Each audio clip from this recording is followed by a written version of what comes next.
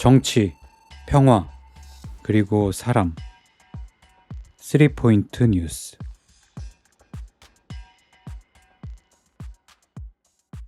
(320만 제곱킬로미터) 세계에서 가장 큰 반도. 사막의 부족 사우드 가문은 자기 세력을 본격적으로 규합한 지 200여 년 만에 이 광활한 아라비아를 통합합니다. 극보수 이슬람을 표방하는 와하비즘을 등에 업고서 말이죠. 3번이나 왕국을 세울 정도로 흥망을 거듭한 이들이 제3차 사우드 왕국 시절 마침내 영토 통합전쟁을 마치고 현대왕국 사우디아라비아를 세운 것은 집념의 승리라고도 할 수 있을 겁니다. 다만 아라비아 땅 전체를 손에 넣은 것은 아니었죠. 지도를 보면 알 수 있습니다. 동쪽 페르시아만 지역에는 쿠웨이트, 카타르, 바레인, 아랍에미리트가, 남부 아라비아해와 맞닿은 곳에는 예멘과 오만이 있죠. 아라비아의 왕이 된 사우드 일가는 왜 남부와 페르시아만을 가져가지 못했을까요? 잘만 했다면 중동의 지도가 지금보다는 단순했을 텐데 말입니다. 이걸 알기 위해서는 2가지 포인트. 우선 당시 사우드 왕국과 영국 제국의 관계, 그리고 아라비아의 지정학적 특성을 짚어봐야 합니다. 1차 대전이 발생하기 전 19세기 초반으로 돌아가 봅니다.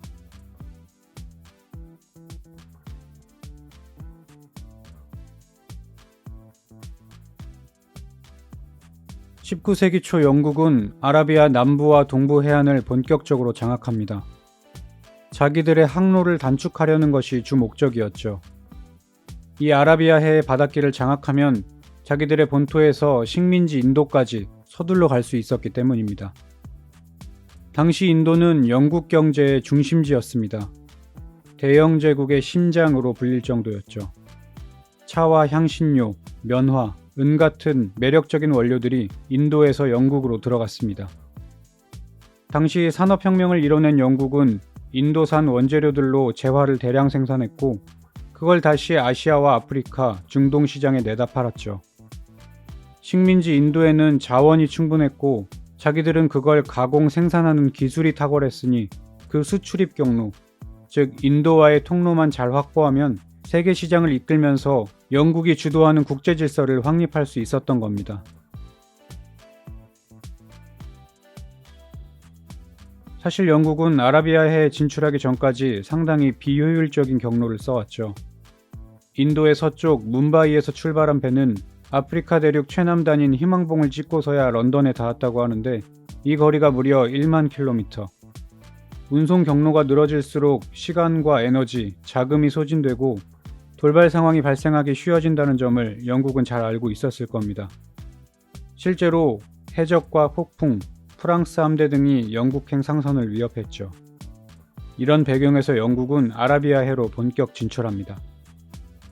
그렇게 중동에 들어온 영국은 1839년 지금의 예멘 남부 지역인 아덴을 점령하면서 대영 제국의 왕령 식민지로 삼습니다.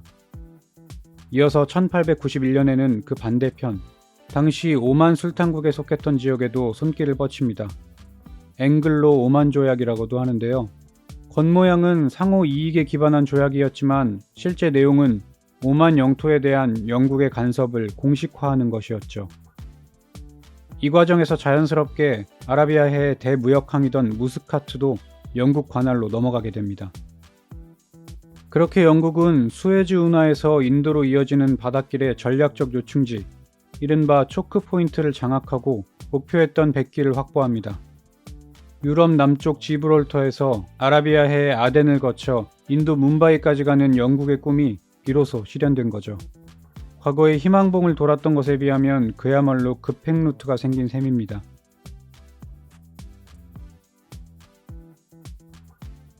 주목할 건 영국의 다음 스텝입니다. 그렇게 바다로 진출했다면 사막 부족들이 살고 있는 내륙에도 눈길이 갈 법한데 영국은 그러지 않았습니다. 영국은 해양, 아랍은 내륙이라는 기조였죠. 우선 1차 대전이 일어나기 전에는 오스만 제국이 아라비아 내륙에 영향을 끼치고 있기도 했고, 무엇보다 사막 부족들끼리 일에는 크게 개입하지 않는다는 것이 영국의 방침이었던 것 같습니다. 어느 부족이 어디를 쳐들어가든 또 오스만이 내륙 세력인 사우드 가문을 무너뜨리든 영국의 포커스는 해양이었습니다. 되짚어보면 딱히 아라비아인들과 접촉할 일이 없기도 했습니다. 영국이 아라비아 바다를 한창 휘저을 때 내륙을 지배하고 있던 사우드 가문은 2차 사우드 왕국을 세우면서 자기들 성공에 골몰하고 있었고, 서쪽 메카와 메디나를 차지했던 하심 가문은 오스만과 가까웠죠. 이런 상황에서 영국은 아주 실리적으로 자기들의 필요만 명확하게 챙긴 셈입니다. 그랬던 대영 제국의 기조가 바뀐 건 19세기 후반입니다. 당시 오스만은 아라비아에 철도를 깔기 시작합니다. 이스탄불에서 아라비아 서쪽 히자즈로 이어지는 경로였죠. 영국은 투르크의 이런 세력 확대를 인지하고 혹 자기들의 인도 무역로에 위협이 될까 경계합니다. 거기서 조금 더 시간이 흘러 20세기 초반 1차 세계대전이 일어났고, 여기서 오스만과 대척점에 선 영국은 아라비아 부족들과 제휴할 필요성을 느낍니다. 대면대면한 사이였지만 비상 상황에는 손 하나가 귀한 법이니까요. 그렇게 영국과 아라비아 부족들 사이의 관계가 시작됩니다.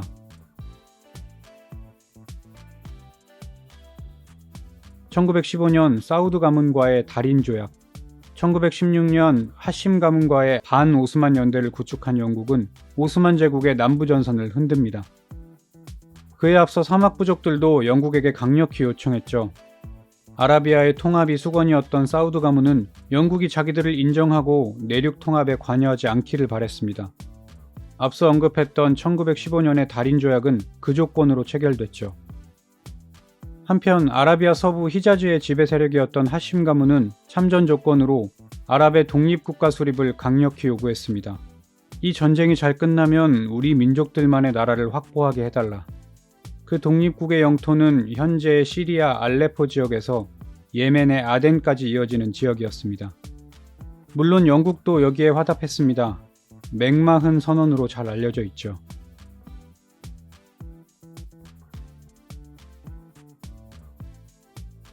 그렇게 마침내 아랍을 등에 업은 영국은 승전국이 됐고, 패배한 오스만은 아라비아를 떠납니다. 그런데 약속은 지켜지지 않았죠. 하심 가문이 요청했던 아랍의 독립은 그냥 없던 일이 됐고, 사우드 가문과는 서로 별 볼 일 없는 다시 어색한 사이가 됐죠.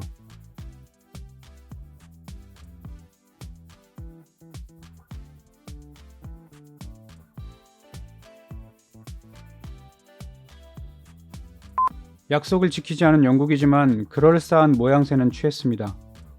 하심 가문이 자치하던 서쪽 히자즈 지역을 히자즈 왕국으로 세워줬고, 당시 하심의 리더였던 후세인의 아들들에게는 이라크와 요르단의 왕위를 선물하면서 전쟁을 함께한 아랍의 동지들을 치하하죠.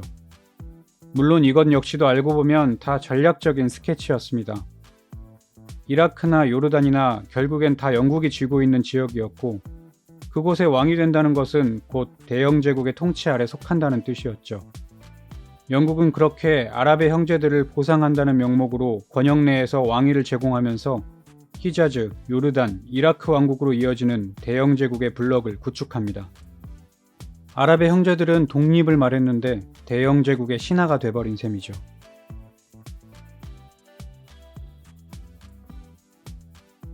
보상을 받지 못한 건 내륙의 사우드 가문도 마찬가지였습니다. 서쪽 히자즈의 하심 가문은 그래도 왕국도 됐고 이웃 나라들의 왕자리도 차지했는데 이들은 명목상으로라도 받은 게 없었죠. 그래도 하심처럼 아쉽지는 않았겠다 싶습니다. 사우드는 내륙을 통일해서 자기들의 왕국을 세우는 그 집념 하나로 달려온 사람들이니까요. 사우드 입장에서는 1차 대전 이후의 콩고물보다 그 이전에 체결했던 달인 조약이 더 반가웠을 겁니다. 이 달인 조약을 통해서 영국의 공식 협력자가 되면서 자기들의 영토를 인정받았고, 추후에 아라비아 내륙을 정복해가는 것도 암묵적으로 승인됐으니까요. 사실 사우드 입장에서는 영국에 삐치고 얼굴을 붉히기보다 별탈 없이 무난한 관계가 유지되기를 바랬을 겁니다. 그래야 바다는 차치하고서라도 자기들의 수건이었던 아라비아 내륙 통일에 다가갈 수 있었으니까요. 이미 1902년 제3 사우드 왕국을 세운 사우드 가문은 1차 대전 이후 약 30년간 긴 호흡으로 영토 통합에 착수합니다. 오스만도 빠졌고 영국의 눈치도 크게 볼 것이 없는 그야말로 나이스 타이밍이었죠. 그렇게 내륙 주변 부족들을 규합하면서 차근히 세력을 넓힌 사우드는 1924년 마침내 메카와 메디나를 포함한 히자즈 왕국을 공격하면서 하심 가문의 세계를 멸망시킵니다. 성지를 정화한다는 것이 그들의 명분이었죠. 문제는 이것이 영국의 기획을 뒤엎는 일이었다는 점입니다. 히자즈 왕국을 쳤다는 것은 앞서 말한 히자즈, 요르단, 이라크로 이어지는 영국의 중동 패권 블록에 균열을 내는 일이었기 때문입니다. 그럼 당시 영국의 반응은 어땠을까요? 의아하지만 사우드의 팽창에 영국은 크게 동요하지 않습니다. 메카와 메디나가 사우드 가문 손에 들어가고 자기들의 파트너였던 하심 가문이 몰락하는 상황을 지켜보죠. 기껏 촘촘하게 밑그림을 그려놓고 생각보다 쉽게 발을 빼버린 겁니다. 당시 영국은 두 가지 측면을 고려해야 했을 겁니다. 피로감 그리고 경제성. 이미 영국은 1차 대전으로 전쟁 피로가 컸고 관리할 지역도 한두 곳이 아니었습니다. 세계 이곳저곳을 들쑤시고 다닌 만큼 아라비아 말고도 살펴야 할 보호령이나 식민지가 많았죠. 이런 상황에서 아라비아의 내부 문제까지 개입하면 돈, 인력, 군비 모든 측면에서 부담이 더해질 뿐이었습니다. 사실 애초부터 영국의 목적은 인도 항로 확보였고 아라비아 바다에서의 권력만 유지하면 자기들 목표 달성에는 문제가 없었습니다. 내부의 부족들이 연합하든 서로 지지고 볶든 말이죠. 또 한 가지, 지정학적 운명이라는 것도 간과할 수 없었을 겁니다. 유목민의 땅은 결국 유목민의 질서에 따라야 한다는 이치 말이죠.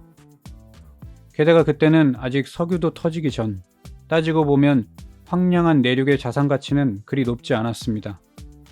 사우드의 반도 정복을 제지하지 않아도 그들과 적정선만 유지하면 될 일이었죠. 한 가지 더, 하심 가문에 대한 생각 변화도 한몫했습니다. 실제로 당시 런던의 외교 문서에는 히자즈는 자산이 아닌 짐이라는 표현이 등장했다고 하죠. 같이 손을 잡고 오스만을 내보냈지만 사우드가 팽창하는 과정에서 하심 가문은 영국이 지원하고 책임져야 할 다소 부담스러운 존재가 돼버린 겁니다. 결국 영국은 피로감 섞인 지정학적 운명론을 받아들였고 아라비아 본토를 향한 눈길을 거두었습니다.